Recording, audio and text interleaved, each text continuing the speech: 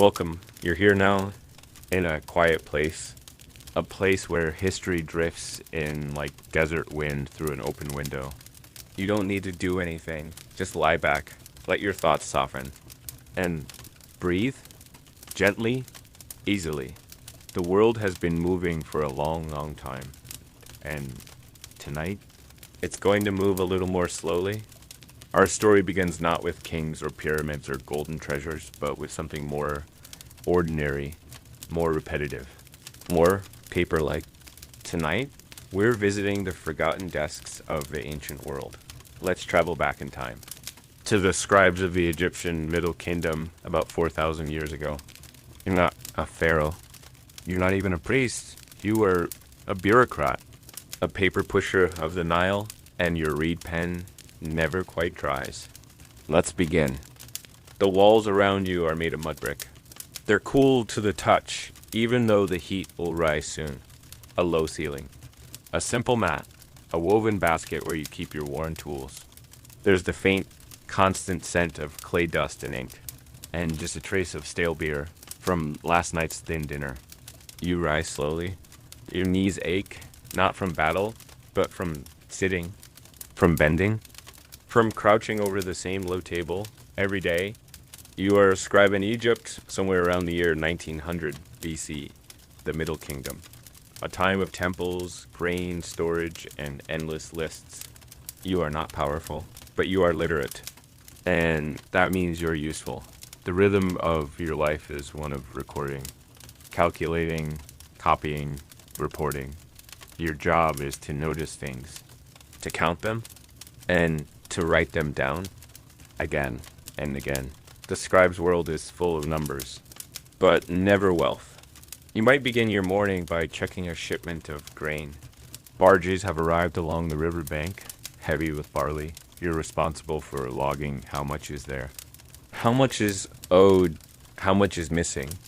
You crouch beside the sacks, a damp linen cloth tied around your head to keep the sweat from dripping onto your work. Your writing surface is a worn strip of papyrus. Your pen is a carved reed. The ink is homemade, crushed black pigment mixed with water. The sun beats down. Your hand cramps by the third line. You dip your reed again, and again, and again. You use a mixture of hieratic script, a simplified version of hieroglyphs.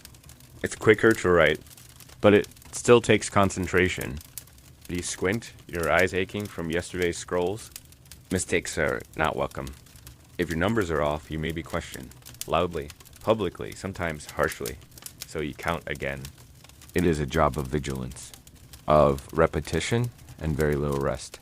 The office where you work is cramped, shared with others like you, quiet men, hunched over inkstones and clay tablets. The air is thick with dust and body heat.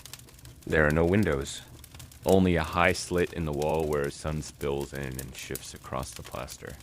You hear only the scratch of reeds and an occasional cough. A senior scribe walks past. He nods at your scroll, doesn't stop. No one does. You eat lunch alone, often in silence. Flatbread, maybe onions.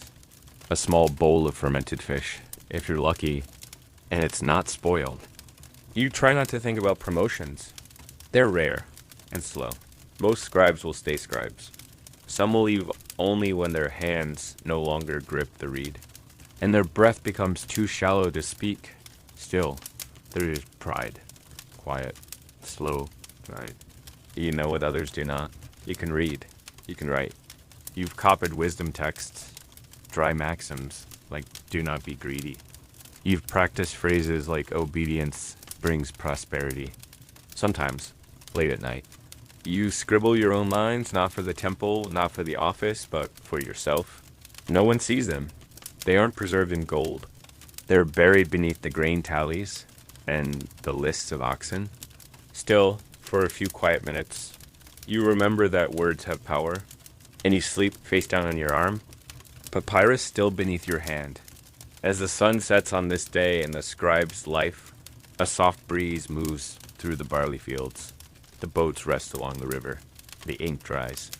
And another scroll is finished. Your life isn't grand. But it is remembered in bits of faded papyrus. In ink that held the shape of a civilization, you were a scribe, and tomorrow you will count again.